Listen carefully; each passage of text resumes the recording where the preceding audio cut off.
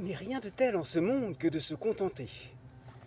Prépare-toi donc à venir avec moi, et prends soin toi-même d'apporter toutes mes armes afin que... Ah, rencontre fâcheuse! Traître, tu ne m'avais pas dit qu'elle était ici elle-même. Monsieur, vous ne me l'avez pas demandé?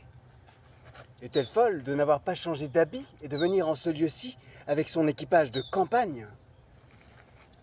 Me ferez-vous la grâce, don Juan, de vouloir bien me reconnaître? Et puis-je au moins espérer que vous daigniez tourner le visage de ce côté? Madame, je vous avoue que je suis surpris et que je ne vous attendais pas ici. Oui, je vois bien que vous êtes surpris et que vous ne m'y attendiez pas. Et vous êtes surpris à la vérité, mais tout autrement que je ne l'espérais. Et la manière dont vous le paraissez me persuade pleinement ce que je refusais de croire. J'admire ma simplicité et la faiblesse de mon cœur à douter d'une trahison que tant d'apparence me confirmait. J'étais assez bonne, je le confesse, ou plutôt assez sotte pour me vouloir tromper moi-même et travailler à démentir mes yeux et mon jugement. J'ai cherché des raisons pour excuser à ma tendresse le relâchement d'amitié qu'elle voyait en vous. Et je me suis forgé exprès, sans sujet légitime d'un départ si précipité, pour vous justifier du crime dont ma raison vous accusait. Mes justes sentiments avaient beau me parler, j'en rejetais la voix qui vous rendait criminel à mes yeux, et j'écoutais avec plaisir 1000 chimères ridicules qui vous peignaient innocente à mon cœur. Mais enfin cet abord ne me permet plus de douter, et le coup d'œil qui m'a reçu m'apprend bien plus de choses que je ne voudrais en savoir. Je serais bien aise pourtant d'ouïr de votre bouche les raisons de votre départ, don Juan. Parlez et m'expliquez un peu les raisons de votre départ. Madame, voilà Sganarelle qui sait pourquoi je suis parti. Moi, monsieur, mais je n'en sais rien. Eh bien, Sganarelle, parlez. Il n'importe de quelle bouche j'entende ces raisons. Allons, parle-t-on, madame. Que voulez-vous que je dise? Approchez, puisqu'on le veut ainsi, et me dites un peu les causes d'un départ si prompt. Tu ne répondras pas. Je n'ai rien à répondre, vous vous moquez de votre serviteur. Veux-tu répondre, te dis-je? Madame. Quoi? Monsieur. Ah, si. Madame, les conquérants Alexandre et les autres mondes sont cause de notre départ. Voilà, monsieur, tout ce que je puis dire. Vous plaît-il, don Juan, nous éclaircir ces beaux mystères? Madame, à vous dire la vérité. Ah, que vous savez mal vous défendre pour un homme de cour, et qui doit être accoutumé à ces sortes de choses. J'ai pitié de vous voir la confusion que vous avez. Que ne vous armez-vous le front d'une noble effronterie? Que ne me jurez-vous que vous êtes toujours dans les mêmes sentiments pour moi?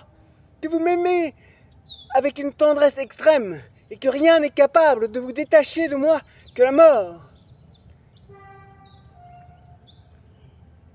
Que des affaires de la dernière conséquence nous ont obligés à partir sans m'en donner avis, et qu'il faut que malgré vous, vous demeuriez ici quelque temps, et que je n'ai qu'à m'en retourner d'où je viens, assuré que vous suivrez mes pas le plus tôt qu'il vous sera possible, qu'il est certain que vous brûlez de me rejoindre, et qu'éloigné de moi, vous souffrez ce que souffre un corps qui est séparé de son âme. Voilà comme il faut vous défendre, et non pas être interdit comme vous êtes. Madame, je vous avoue que je n'ai point le talent de dissimuler, et que je porte un cœur sincère. Je ne vous dirai point que je suis toujours dans les mêmes sentiments pour vous, et que je brûle de vous rejoindre, puisqu'enfin il est assuré que je ne suis parti que pour vous fuir, non point par les raisons que vous pouvez vous figurer, mais par un pur motif de conscience, et pour ne croire pas qu'avec vous, davantage je puisse vivre sans péché. Il m'est venu des scrupules, madame, et j'ai ouvert les yeux de l'âme sur ce que je faisais. J'ai fait réflexion que pour vous épouser, je vous ai dérobé à la clôture d'un couvent, que vous avez rompu des vœux qui vous engageaient autre part, et que le ciel est fort jaloux de ces sortes de choses.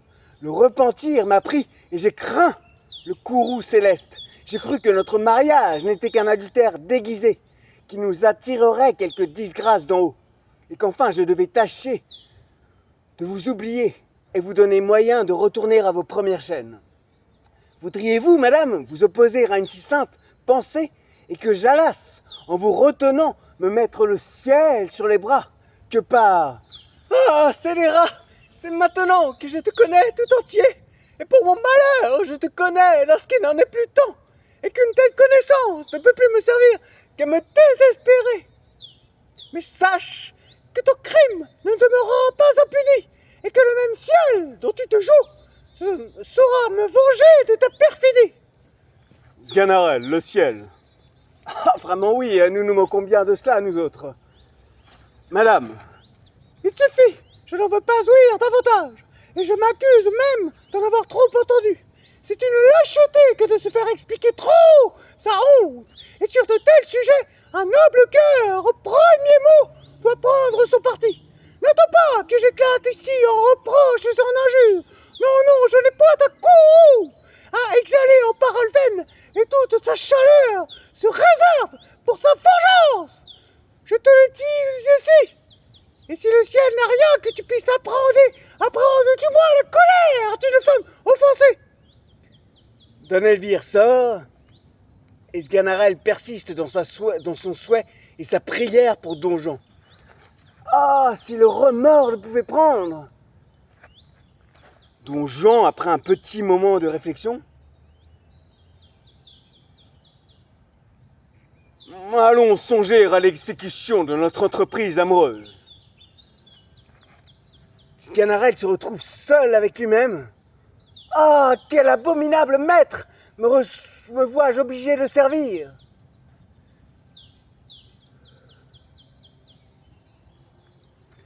Don Juan et Sganarelle embarquent.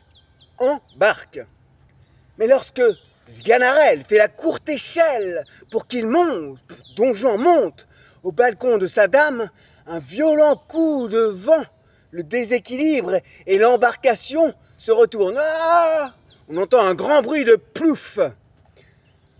Au sortir de l'eau, Don Juan déclame. Nous avons manqué notre coup, Sganarelle, et cette bourrasque imprévue a renversé avec notre barque le projet que nous avions fait. Mais, à te dire vrai, la paysanne que je viens de quitter répare ce malheur, et je lui ai trouvé des charmes qui effacent de mon esprit tout le chagrin que me donnait le mauvais succès de notre entreprise. Il ne faut pas que ce cœur m'échappe, et j'y ai déjà jeté des dispositions à ne pas me souffrir longtemps de pousser des soupirs. Ah, monsieur, j'avoue que vous m'étonnez. À peine sommes-nous échappés d'un péril de mort, qu'au lieu de rendre grâce au ciel de la pitié qu'il a daigné prendre de nous, vous travaillez tout de nouveau à attirer sa colère par vos fantaisies accoutumées et vos amours criminels. Paix, coquin que vous êtes, hein. Vous ne savez ce que vous dites et monsieur sait ce qu'il fait. Allons. Bon, là, faut imaginer noir. Alors, pendant le noir, moi, j'enfile une blouse blanche. Bon, là, j'ai pas de blouse blanche, mais faut que j'enfile une blouse blanche. Et voilà. Et lumière. Ma foi, monsieur, avouez que j'ai eu raison. Et que nous voilà l'un et l'autre déguisés à merveille. Il est vrai que te voilà bien. Et je ne sais où tu as été déterré cet attirail ridicule. Oui, c'est l'habit d'un vieux médecin qui a été laissé en gage au lieu où je l'ai pris. Et il m'en a coûté de l'argent pour l'avoir. Mais savez-vous, monsieur, que cet habit me met déjà en considération, que je suis salué des gens que je rencontre et que l'on me vient consulter ainsi qu'un habile homme. Comment donc?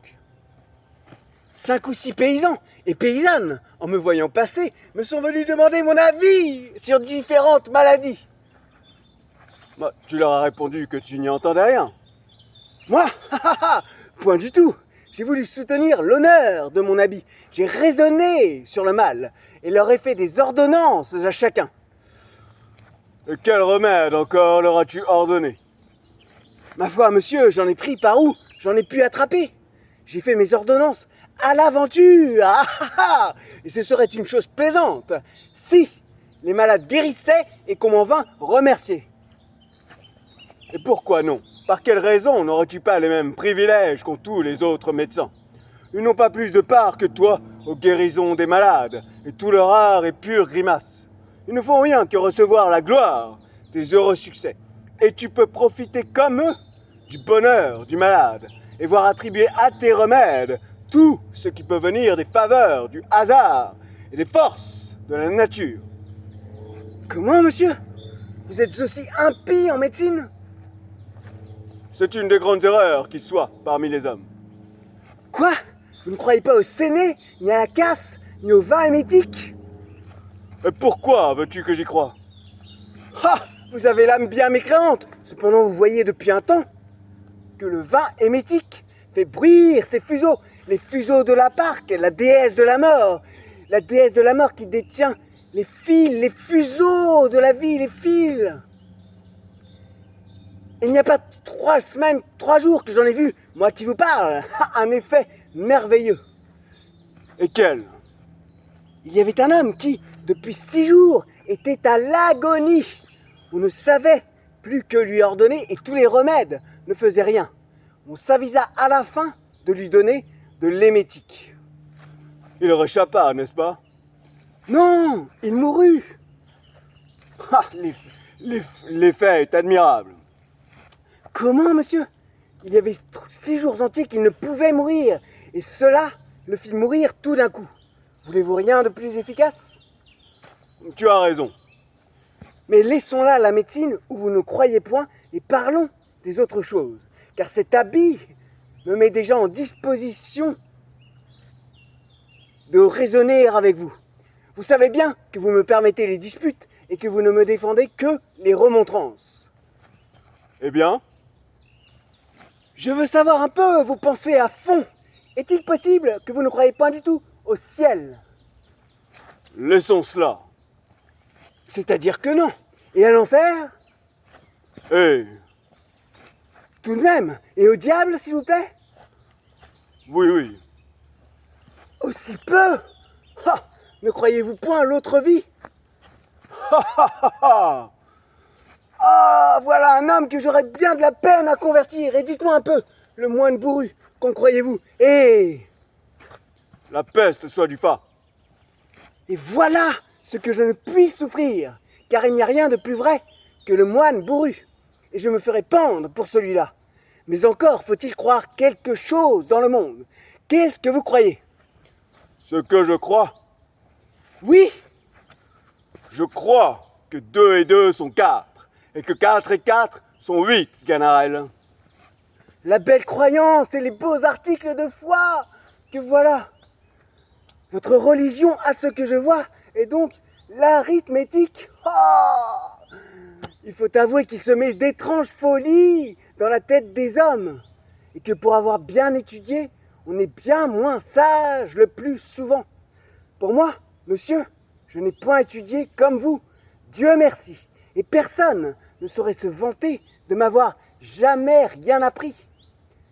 Mais avec mon petit sens, mon petit jugement, je vois les choses mieux que tous les livres et je comprends fort bien que ce monde que nous voyons là n'est pas un champignon qui soit venu tout seul en une nuit. Je voudrais bien vous demander qui a fait ces arbres-là, ces rochers, cette terre et ce ciel que voilà là-haut. Et si tout cela s'est bâti de lui-même. Vous voilà vous, par exemple, vous êtes là. Est-ce que vous vous êtes fait tout seul et n'a-t-il pas fallu que votre père ait engrossé votre mère pour vous faire? Pouvez-vous voir toutes les inventions dont la machine de l'âme est composée sans admirer de quelle façon cela est agencé l'un dans l'autre? Ses nerfs, ses os, ses veines, ses artères, ses poumons, ce cœur, ce foie et tous ces autres ingrédients qui sont là et qui... Oh, dame! Interrompez-moi donc si vous voulez. Je ne saurais disputer si l'on ne m'interrompt. Vous vous taisez exprès et me laissez parler par belle malice. J'attends que ton raisonnement soit fini. Mon raisonnement est qu'il y a quelque chose d'admirable dans l'homme, quoi que vous puissiez dire, que tous les passants ne sauraient Bonjour. Très bien ce que vous faites. Ah, Vous faites merci. une pièce de théâtre. Oui, c'est exactement. Don Juan de Molière.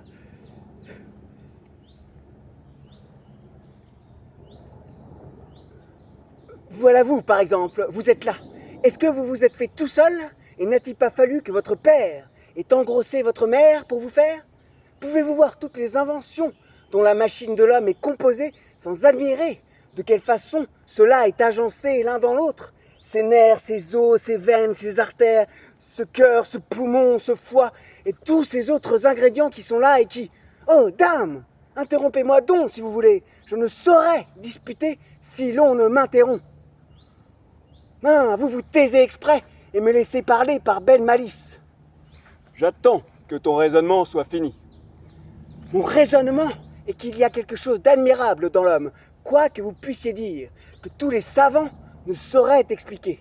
Cela n'est-il pas merveilleux que me voilà ici et que j'ai quelque chose dans la tête qui pense 100 choses différentes en un moment et fait de mon corps tout ce qu'elle veut? Je veux frapper des mains, hausser les bras, lever les yeux au ciel, baisser la tête, remuer les pieds, aller à droite, à gauche, en avant, en arrière, tourner. Aïe, aïe, aïe, aïe, aïe. Bon, voilà ton raisonnement qui a le nez cassé. Morbleu, je suis bien sot de m'amuser à raisonner avec vous. Croyez ce que vous voudrez. Il m'importe bien que vous soyez damné. Noir. Noir, on entend des bruits de combat, des coups de poing.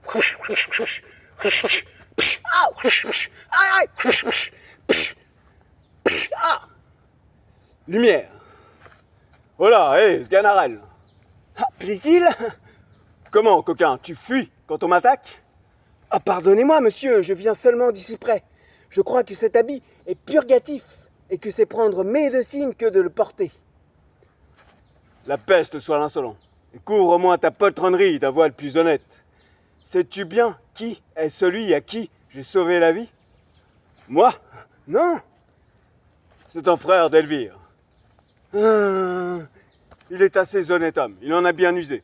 Et je regrette d'avoir démêlé avec lui. il vous serait aisé de pacifier toute chose. Oui, mais ma passion est usée pour Don Elvire. Et l'engagement ne compatit point avec mon humeur. J'aime la liberté en amour. J'aime la liberté en amour. Et je ne saurais me résoudre à renfermer mon cœur entre 4 murailles. Je te l'ai dit 20 fois.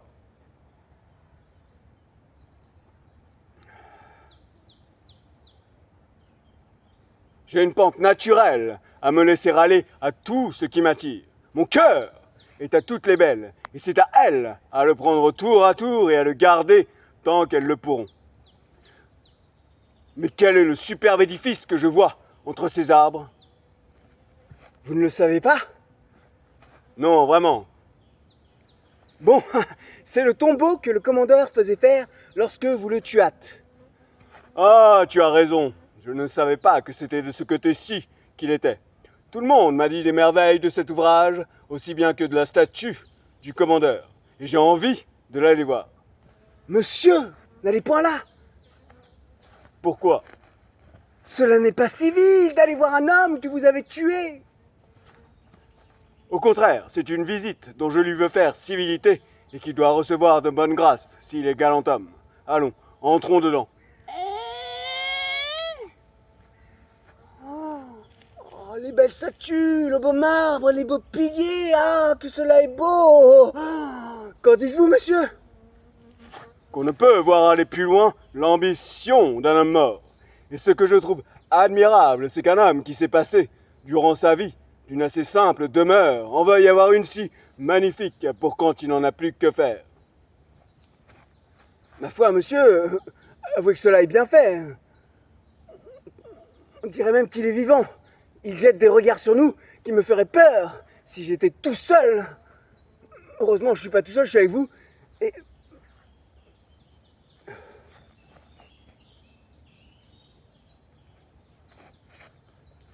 il me fait-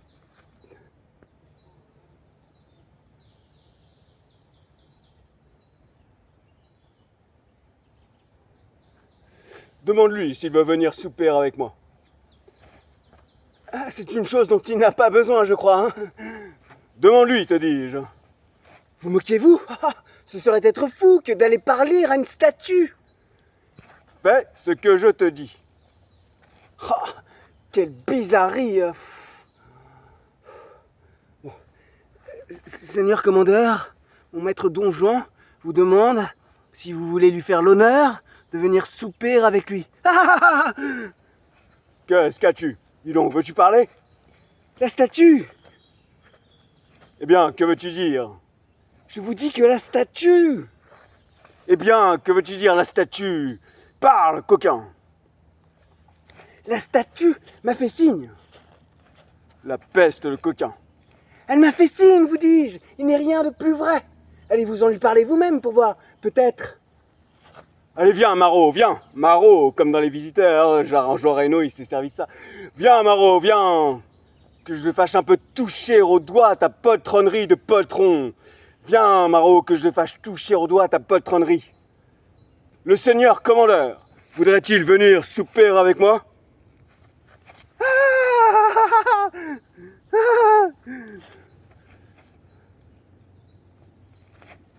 Ah, je ne voudrais pas en tenir pour 10 pistoles. Vous avez vu la statue bouger là? Je ne voudrais pas en tenir pour 10 pistoles. Allons, sortons d'ici. Voilà de ces gens qui ne veulent rien croire. Oh là là. On voit un fantôme dans une statue, la statue se met à bouger et Don Juan, mon maître, me dit qu'il n'a rien vu. Bah, qu'est-ce que ça veut dire ça? Oh là là, ça fait peur. Noir. Lumière. Nous avons manqué notre coup, Sganarelle, et cette bourrasque imprévue a renversé avec notre barque. Non. Nous... Oui.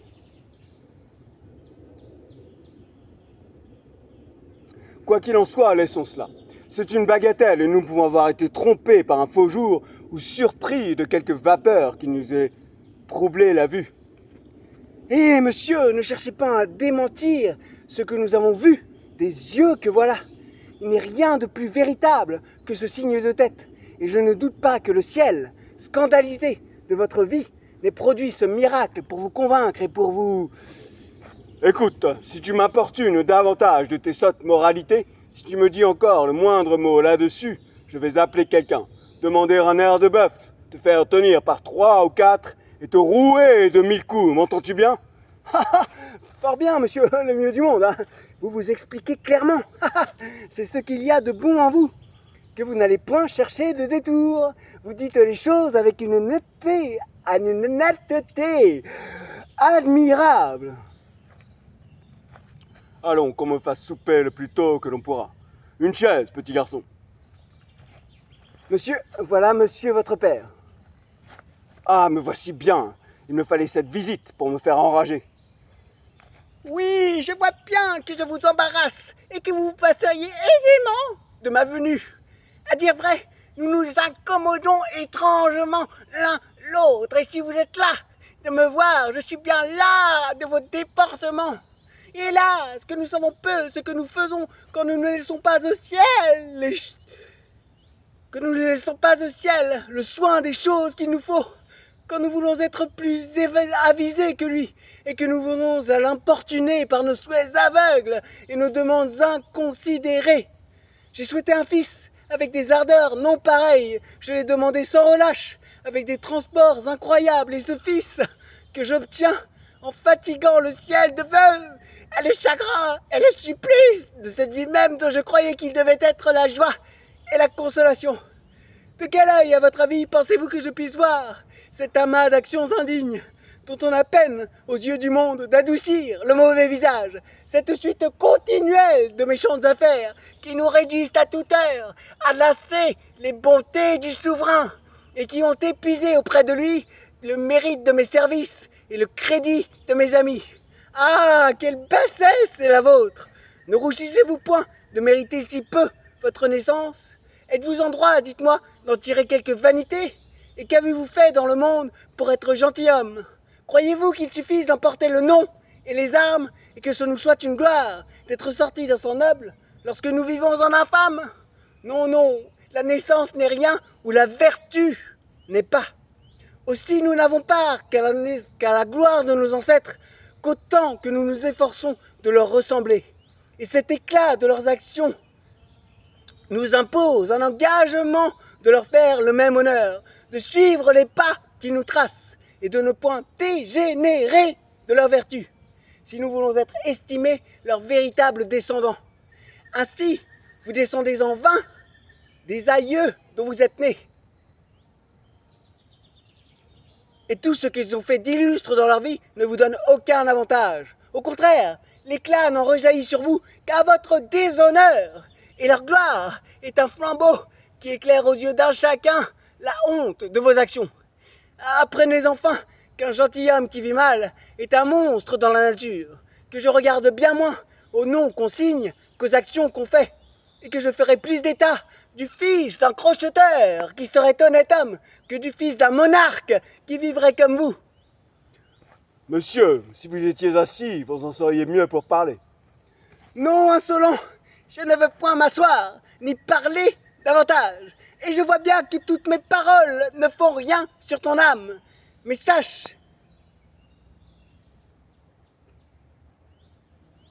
que le crime ne demeurera pas impuni, et que le même ciel dont tu te joues me sera vengé de ta perfidie. Non, mais... Le père sort, et Sganarelle persiste dans son... Non, bon, alors, je sais plus. Enfin, si, je sais, mais voilà.